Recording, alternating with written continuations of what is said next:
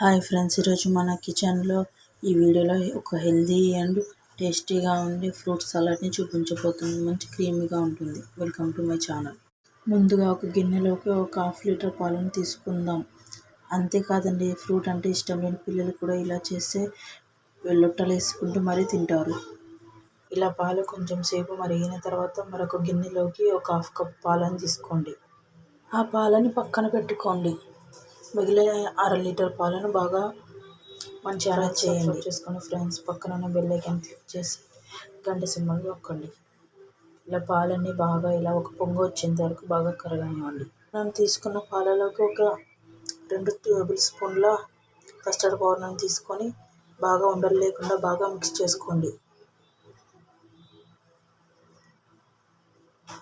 నేను ఇక్కడ ఇలా కస్టర్డ్ పౌడర్ తీసుకున్నాను. మీకు ఏ ఫ్లేవర్ కావాలంటే ఆ ఫ్లేవర్ తీసుకోండి. ఇందులోకి రుచికి సరిపడే చక్కెరని తీసుకోండి. నేనైతే ఒక 4 టేబుల్ స్పూన్ల దాకా తీసుకున్నాను. చక్కెర అంతా బాగా కరిగేలా కలపండి. ఇలా బాగా పొంగు వస్తూ ఉంటుంది కదా, అదంతా పాలు మీగడ మొత్తం కలిపేసేయండి. ఇందులోకి మనం కలిపి పెట్టిన కస్టర్డ్ పౌడర్ని వేసుకుంటూ బాగా కలుపుకోండి. ఎందుకంటే తొందరగా గట్టి కట్టుతుంది కాబట్టి ఇలా ఒక్కసారి అంతా కలిపేసి ఇలా ఇందులో రుచికి బాగా వేయండి.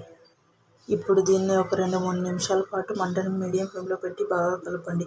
మంటను మాత్రం హై ఫ్లేమ్లో పెట్టకూడదండి. బాగా ఇలా మీడియం ఫ్లేమ్లో పెట్టుకొని బాగా కుక్ చేసుకోండి. ఇది ఒక 2-3 మినిట్స్ కుక్ అయిందంటే కరెక్ట్గా సరిపోతుంది. ఇలా నేను చూపిస్తున్న విధంగా కలుపుకోండి. మరోపక్క మనం ఫ్రూట్ కట్ చేసుకున్నాం. ఇక్కడ ఒక యాపిల్, బనానా, దానిమ్మ గింజలు అన్నీ ఇలా కట్ చేసుకొని ఒక సైడ్కి పెట్టుకోండి. ఇప్పుడు పూర్తిగా చల్లారిన కస్టర్డ్ని మనం మరొక గిన్నెలోకి తీసుకుందాం.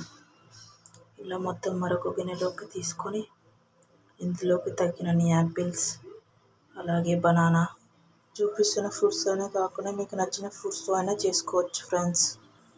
అలాగే దానిమ్మ గింజలు, కొన్ని బాదం క్లిప్ మిస్ అయిపోయింది ఫ్రెండ్స్, ఏమీ అనుకోకండి. ఇవన్నీ బాగా మిక్స్ చేసుకోండి. ఇలా మిక్స్ చేసిన దాన్ని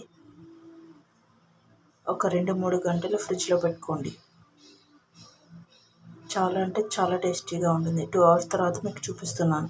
చూసారా ఎంత బాగా వచ్చిందో.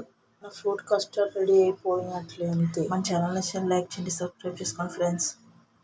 కొత్త వాళ్ళు ఎవరైనా చూస్తున్నట్లయితే మన ఛానల్ని కావాలంటే వెంటనే అయినా సర్వ్ చేసుకోవచ్చు.